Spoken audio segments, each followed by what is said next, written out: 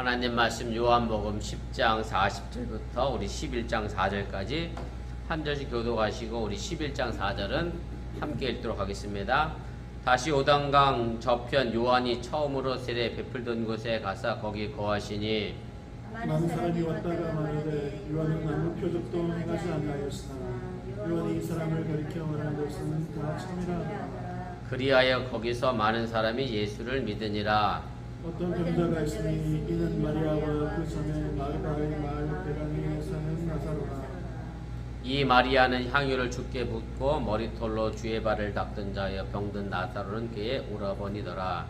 이에 그 무리들이 예수께 사람을 보며 이르되 주여 보시옵소서, 사랑하시는 자가 병들었나이다. 예수께서 들으시고 이르시되 이 병은 죽을 병이 아니라 하나님의 영광을 위함이요 하나님의 아들이 이로 말미암아 영광을 받게 하려 함이라 하시더라. 아멘. 예, 오늘 요한복음 53번째 시간입니다. 예수님께서 베다니에서 다시 베다니로 가시는 그런 내용의 말씀입니다.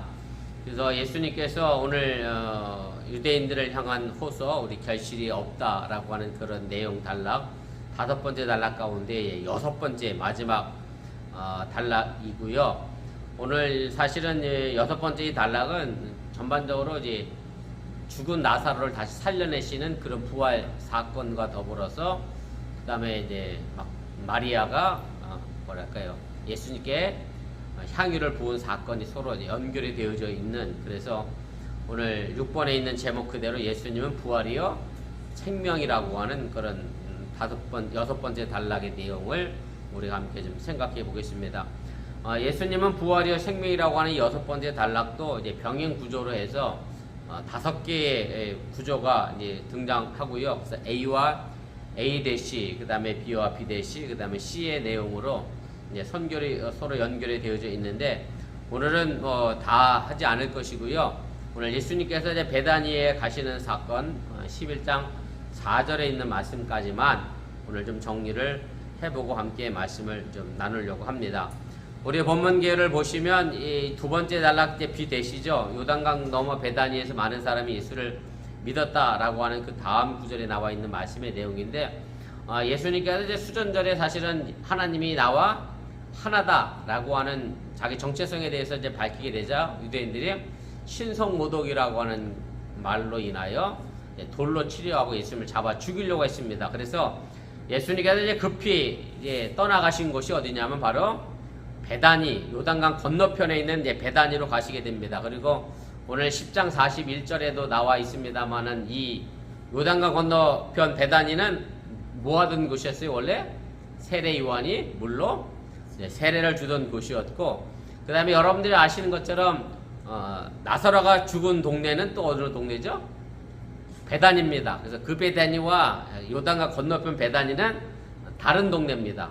저도 어버니 여기만 있는 줄 알았더니 미국에 어버니라는 도시가 여럿 있는 것처럼 사실은 이제 요단강 건너편에 이제 베다니와 오늘 예수님이 가셨던 나사로가 살고 있던 베다니는 이제 다른 곳임을 여러분들 이해하시길 바라고, 그래서 예수님께서 베다니에서 이제 베다니로 오신 것으로 이 성경 말씀은 이제 연결이 되어지게 됩니다. 그래서 본문의 병행 구조 보시면 예수님께서 이제 베다니에서 베다니로 오시게 되고, 그 뒤를 이어서 이제 마르다가 예수를 맞기 위하여 밖으로 나가게 되고, 그래서 예수님이 이 부분에 관하여 나는 이제 부활이고 생명이다라는 것을 내가 믿느냐라고 묻게 되고, 또 다시 마리아가 예수를 맞기 위하여 이제 밖으로 나오고, 그래서 나사로가 무덤에서 밖으로 나오는 것으로 해서 이렇게 본문은 연결이 되어지게 됩니다. 우리 본문기와 2번째를 좀 보도록 하겠습니다. 오늘 여기서부터 쭉 이어져 가 보도록 하겠습니다. 이제 수전절에 참여하신 예수님이 이제 유대인들의 끈질긴 이제 정체성 질문 때문에 나와 아버지는 이제 하나다라고 하는 이제 10장 30절의 말씀을 이제 선언하시게 되고, 이 사람을 이야기를 듣고 이제 네가 자칭 사람이면서 하나님이라고 하니 이제 신성모독으로 이제 돌을 치려고 하고 예수님을 다시 잡으려고 했습니다. 그런데 누누이 말씀드렸습니다만 유대인들이 예수를 잡지 못했던 이유는 아직 예수님이 고난받을 때가 아니었기에 예수님은 이제 그곳 사람들을 피해서 이제 요단강 건너편으로 이제 가시게 되는데, 바로 그 요단강 건너편으로 가신 그 장소가 어디냐면 베단이라는 동네이고요. 나사로가 살던 베단이는 예루살렘 근처에 있는 베단입니다. 그래서 나사로가 살던 동네 베다니에서 예루살렘까지는 그렇게 멀지 않은 거리에 있었고, 그래서 요 사건 이후에 예수님이 결국 예루살렘에 가셔서 순환을 당하시고 십자가에서 죽으시는 사건으로 자연스럽게 연결이 되어지게 됩니다.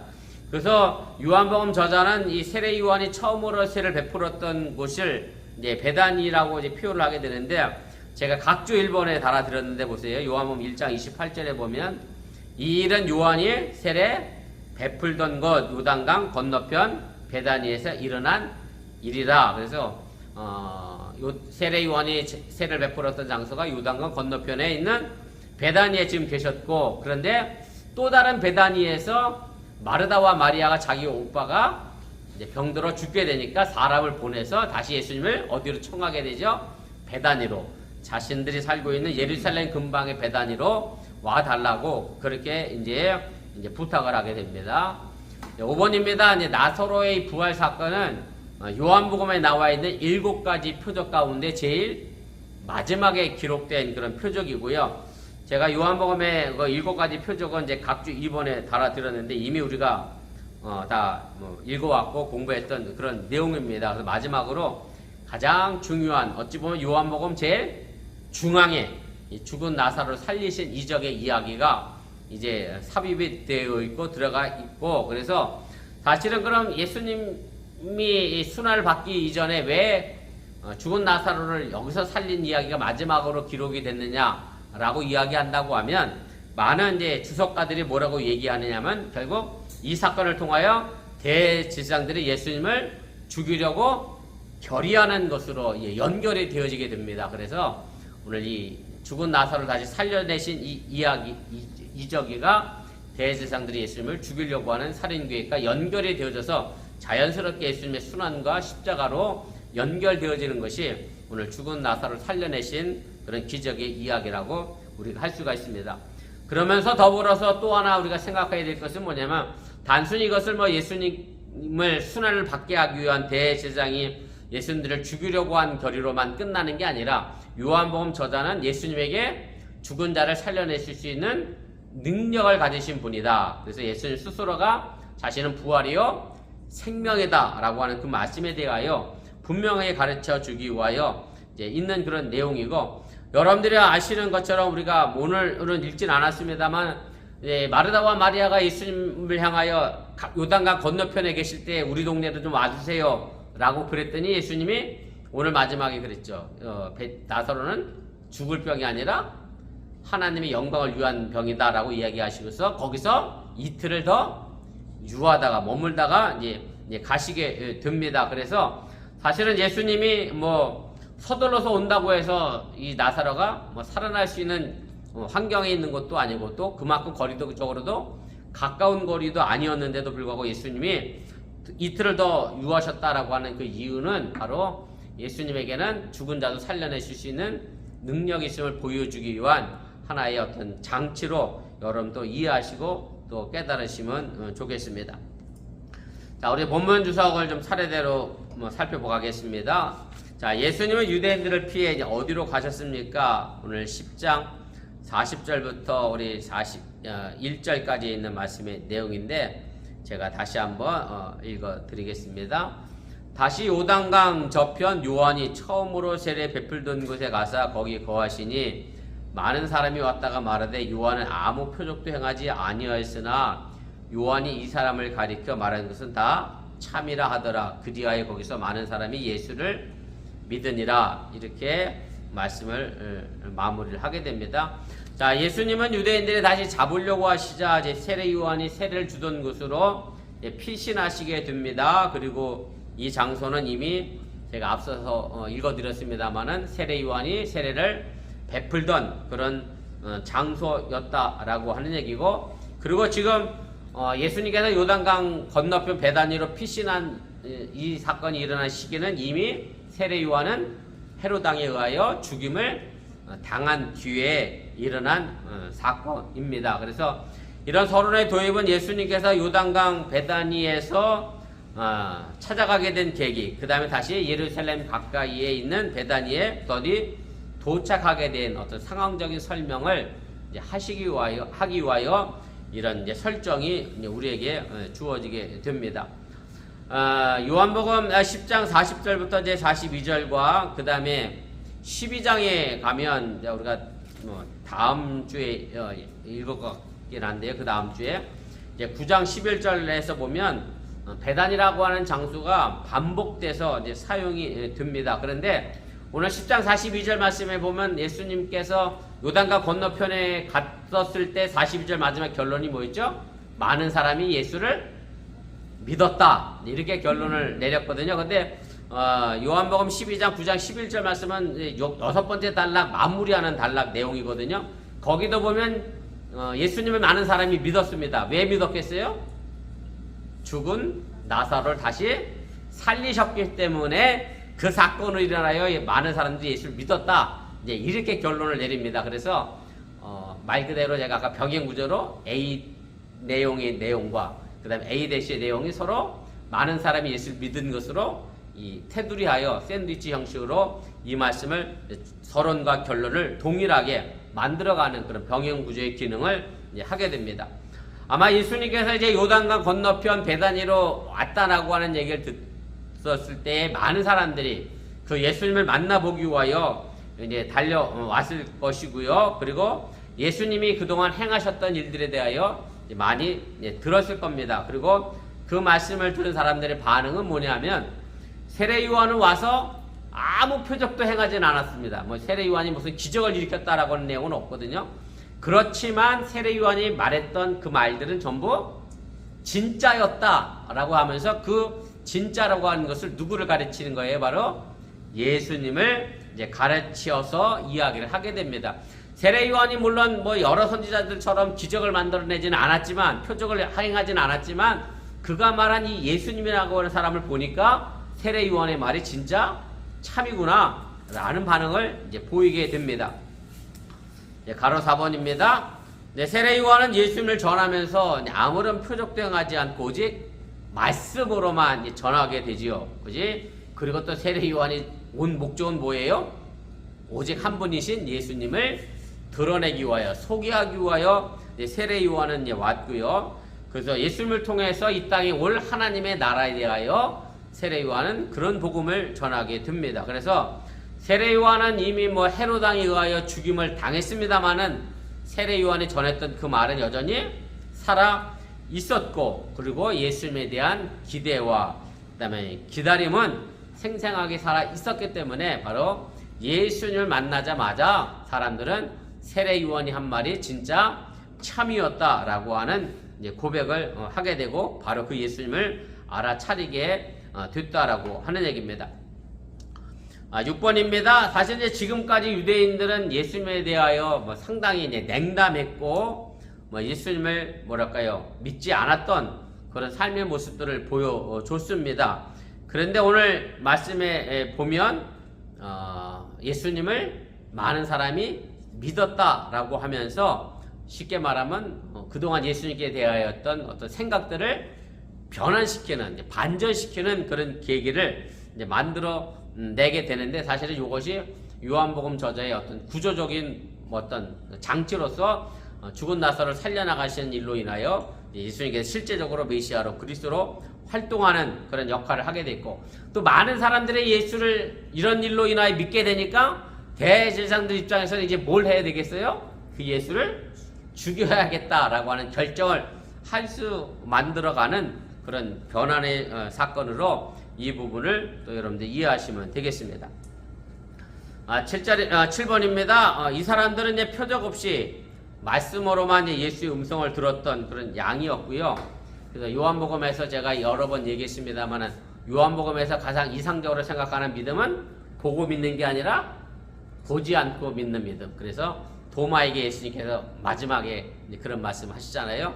내 손과 내 손의 못자국과 옆구리의 창자국을 보고 믿는 게 아니라 차라리 보지 않고 믿는 믿음이 더 좋은 믿음이다 라고 하는 것을 이미 말씀을 드렸고요. 그래서 오늘 사실 여기 나와 있는 그 유대인들의 모습, 세례요한의 말을 듣고 나서 예수를 믿었다라고 하는 이 말은 바로 요한복음에서 가장 귀하게 생각하는 믿음이었음을 여러분들이 다시 한번 기억하시고, 유대인들은 예수님의 우리 속에 있기를 거부했지만 우리에 속하지 않는 양들을 위하여 요단강을 이제 건너가시게 됐고, 그래서 요한복음은 사실은 유대인들에게만 복음을 전하는 게 아니라 요단강 건너편은 사실은 마가복음에 보면 여기가 베리아 땅이라고 되어 있거든요. 그 베리아 땅은 사실은 이스라엘 땅이 아니라 뭐냐면 이방 땅이에서 예수님은 유대인들에게만 복음을 전하는 것이 아니라 이방 건너편에 가서도, 요단강 건너편에 가서도 복음을 전하셔서 정말로 말 그대로 세상 죄를 지고 가는 어린 양의 모습으로 우리에게 왔음을 이야기를 하게 되고, 또 그것을 통하여 세례 요한의 모습과 더불어서 우리가 예수님의 신앙의 모습을 본받아야 할 것을 오늘 요한복음 저자는 오늘 우리에게 가르쳐 주고 있습니다. 자, 2번입니다. 예수님이 요단강 건너 베다니에서 이제 어디로 가시게 되느냐? 11장으로 이제 넘어가게 됩니다. 11장 제가 1절 2절 말씀입니다. 어떤 병자가 있으니 이는 마리아와 그 자매 마르다의 마을 베다니에 사는 나사로라. 이 마리아는 향유를 주께 붓고 머릿돌로 주의 발을 닦던 자요, 병든 나사로는 그의 오라버니더라. 이렇게 되어 있습니다. 그래서 예수님께서 이제 요단강 건너편 세례 요한이 세례를 베푸던 베다니에서 또 다른 베다니로 이제 넘어가게 되는데, 사실은 마치 요한복음이 뭐 새로운 마르다와 마리아를 소개하니까 뭔가 새롭게 시작하는 것 같이 보입니다만은, 그러나 사실은 공간적 배경이나 시간적 배경이 볼 때에 동일한 10장의 내용과 연결되어지는, 베단이라고 하는 지역으로 연결이 되어지게 되고, 또 12장에 가면은 뭐가 나오냐면 그 마리아가 예수님께 뭘로 하죠?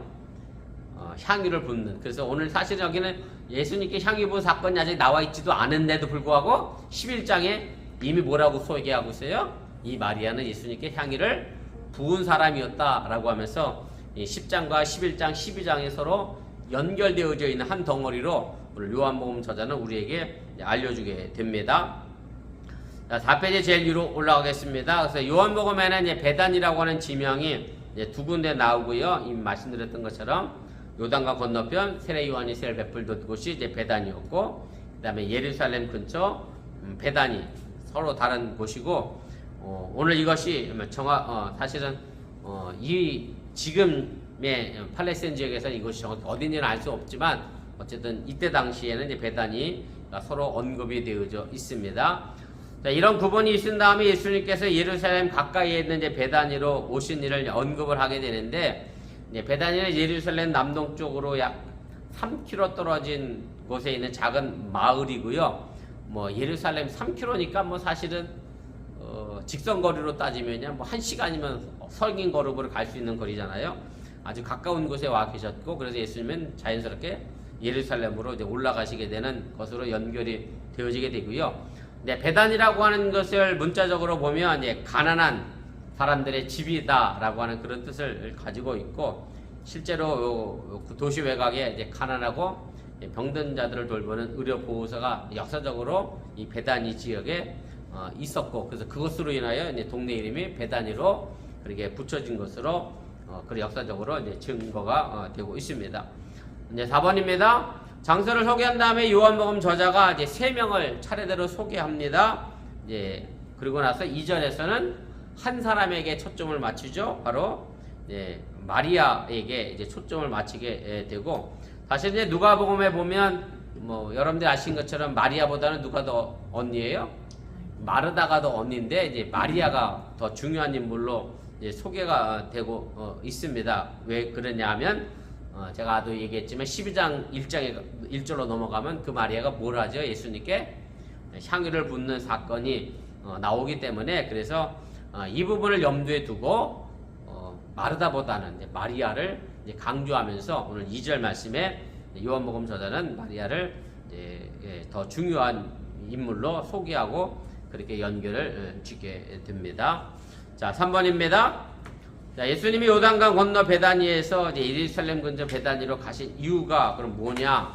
3절 4절 말씀에 나와 있는데, 이에 그 누이들이 예수께 사람을 보내 이르되 주여 보시옵소서 사랑하는 자가 병들었나이다 하니 예수께서 들으시고 이르시되 이 병은 죽을 병이 아니라 하나님의 영광을 위하며 하나님의 아들이 이로 말미암아 영광을 받게 하려 함이라 하시더라. 이렇게 말씀합니다.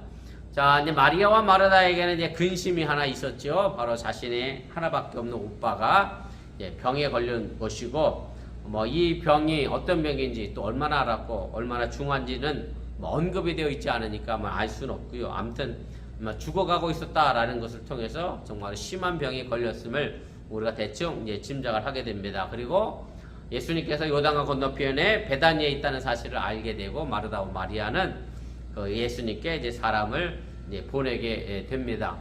근데 자매들이 전한 말에는 이제 직접적으로 와서 우리 오라버니를 고쳐달라라고 하는 말은 들어있지는 않습니다. 다만 이제 두 가지를 이야기합니다. 어떤 두 가지를 얘기하냐면 나사로가 병들었다라고 하는 이 사실이고, 그 다음에 또 하나는 뭐냐면 이 나사로는 어떤 사람이냐면 예수님이 사랑하셨던 사람이었다. 이 두 가지 사실만 얘기하지 마르다가 마리아가 와서 우리 오라버니를 고쳐주세요라고 하는 실질적인 부탁은 하지 않고 있음을 우리가 알게 됩니다. 근데 사실은 앞서 보면은 왕의 신하의 아들을 고쳐줬던 그 사건에서 보면 왕의 신하는 예수님께 와서 이렇게 얘기하죠. 내 종이 병들었으니 예수님 와서 좀 고쳐주세요 라고 직접적인 부탁을 했거든요. 그랬더니 예수님께서 그럼 가자 그랬더니 이 왕의 신하가 뭐라 그러죠? 아유 굳이 오실 필요가 없습니다. 저도 밑에 부하가 있는 사람인데 이 사람 모르고 뭐 왼쪽으로 가면 왼쪽으로 가고 오른쪽으로 가면 오른쪽으로 가는데 예수님 친히 말씀만 하시옵소서라고 해서 그 왕의 신하의 병을 이제 고쳐 주었던 그런 사건이 있습니다. 그렇다고 하면 왜 마르다와 마리아는 예수님께 직접 와서 좀 우리 오빠를 좀 고쳐달라 부탁하지 않았을까? 우리를 그래가 좀 생각해 본다라고 하면 먼저는 뭐 이렇게 추측해 볼 수 있겠죠. 10장에서도 이미 나왔지만 많은 유대인들이 예수를 뭐 하려고 했어요? 잡아 죽이려고 했는데 예루살렘 근처로 온다는 얘기는 예수님을 아주 위험한 상태로 빠뜨릴 수 있다라는 생각에 아마 마르다와 마리아는 직접적으로 예수님께 와달라고 부탁을 하지 못했을 것으로 우리가 추측을 또 보게 됩니다. 그리고 또 어쩌면 자매들은 예수님께서 이 왕의 신하의 병을 고쳤던 것처럼 굳이 자기네 살던 동네 베다니까지 안 오시고 그냥 요단강 건너편 베다니에서 이 오라버니를 위하여 말 한마디면 충분히 고칠 수도 있지 않겠나, 아마 이런 생각을 해서 직접적으로 와서 병을 고쳐달라 이렇게 부탁하지 않은 것으로 우리가 좀 생각해 볼 필요가 있습니다. 가로 4번입니다. 아무튼 이 자매들은 예수님이 지금도 이제 사랑하시는 제자, 사랑하셨던이 아니라 지금도 사랑하시는 현재 시제로 사용했고요. 이 오라버니를 사랑하고 있다는 것을 의심하지 않았고 예수님의 변하지 않는 사랑을 아마 확인을 했을 거고, 그리고 예수님은 그 사랑의 표현의 능력으로 당연히 자신의 오라비를 낫게 해주실 것이다 라고 하는 그런 믿음을 이제 가졌을 겁니다. 자, 5페이지로 올라가겠습니다. 이제 그렇다고 하면 예수님은 이 자매들이 자기의 오빠 나사로를 사랑하는 방식이 자기들과 같은 생각으로 예수님이 사랑을 했느냐라고 묻는다라고 하면 그렇지 않았다라는 거죠. 이 자매들 입장에서는 사랑하는 오빠를 정말로 예수님이 사랑하시면 와서 뭐 해주셔야 돼요? 병을 고쳐주셨어야 하는데, 근데 예수님은 그렇게 하지 않았고 이 자매들의 방식이 아닌 예수님의 방식으로 이 나사로를 사랑하셨다라는 것을 여러분들이 또 기억하시기를 바랍니다. 그래서 우리가 신앙생활하면서 뭐 가장 잘못하는 것 가운데 하나가 그거죠. 하나님께 기도하면서 늘 누구 방식대로 해달라고 그러죠? 내 방식대로 뭔가 이루어달라고 하지만 하나님은 우리를 사랑하는 방법으로 또 다른 방법으로 우리가 생각하지도 못한 방법으로 우리를 사랑하시고 새로운 길을 열어가시는 분이라고 하는 사실을 여러분들이 다시 한번 더 기억하고 믿으시기를 바랍니다. 근데 예수님께서 이제 이 이야기를 듣고 나서 뭐 가겠다고 하는 건지 말겠다는 건지 알 수 없는 말을 하시게 됩니다. 오늘 4절 말씀인데 예수께서 들으시고 이르시되 이 병은 죽을 병이 아니라 하나님의 영광을 위하며 하나님의 아들이 이로 말미암아 영광을 받게 하려 함이라 하시더라. 이렇게 이야기하게 됩니다. 예수님의 이 말씀은 물론 앞니를 내다보는 그런 예언자적인 성격이 갖고 있으면서도 아주 지극히 신학적인 깊은 의미가 담겨져 있는 그런 문장입니다. 이 말씀을 예상해 본다라고 하면 이 요한복음에 있는 독자로 하여금 어떤 생각을 떠올리게 하느냐면 나사로의 죽음이 누구에게 영광이 되는 거예요? 하나님의 아들 예수님께 영광이 되는 것으로 우리가 이제 생각을 하게 되고, 나사로의 유독한 병이 결과적으로는 하나님께 뭐가 된다? 영광이 된다는 것을 알려주기 위하여 요한복음자는 예수님의 이 말씀을 기록을 하게 됩니다. 그리고 예수님의 이 대답은 독자들로 하여금 나사로의 죽음과 부활이 예수님 자신의 죽음과 서로 연결되어져 있는 것을 예상하게 만드는 그런 일들을 이루게 됩니다. 왜냐하면 예수님께서 늘 자신의 영광 받으실 만한 때가 언제라고 그랬어요? 예수님 영광 받으시는 때는 십자가의 죽음의 때를 늘 영광으로 표현하셨잖아요. 바로 마찬가지로 하나님의 아들이 영광 받는다라고 하는 얘기는 나사로의 죽음과 부활이 예수님의 죽음과 부활과도 연결되어져 있음에 관하여 요한복음은 이 이야기를 하게 됩니다. 7번입니다. 예수님께서 나사로를 살리심으로 해서 산헤드린은 예수님을 죽이기로 모의를 하게 되고요. 궁극적으로 말하면 나사로의 병은 뭐와 연결되어 있어요? 예수님의 죽음과 영광을 지향한 서론적인 사건으로 요한복음은 그렇게 우리에게 알려주게 됩니다. 자, 마지막입니다. 그래서 요한복음의 핵심 주제 가운데 하나는 항상 아버지의 영광 혹은 아들의 영광인데, 물론 이 영광은 궁극적으로 예수님께서 십자가에서 죽으시고 부활하시고 승천한 것으로 이제 성취가 되어지게 되고요. 그래서 예수님은 이 병든 나사로를 치유하는 사건을 통해서 아주 중요한 메시지를 우리에게 주시고자 하는 얘기고, 바로 이 사건을 통하여 예수님의 부활과 승천을 만들어가는 것으로 오늘 우리에게 가르쳐주고 있다라고 하는 얘기입니다. 그리고 예루살렘 근처 베다니에 와서 또 예수님께서 예루살렘으로 가셔서 영광의 길, 다시 말하면 십자가의 길에 이르게 될 거라는 것을 오늘 우리에게 알려주고 있다는 사실을 여러분들 다시 한번 기억하시면서 오늘 예수님께서 왜 베다니에서 베다니로 가셨는지 그 의미를 좀 다시 한번 생각해 보시고, 내 방식대로가 아닌 예수님의 사랑하는 방식대로 우리를 언제나 사랑하고 있다는 그 사실 또한 여러분들이 잊지 마시기를 주님의 이름으로 간절히 축원을 드립니다.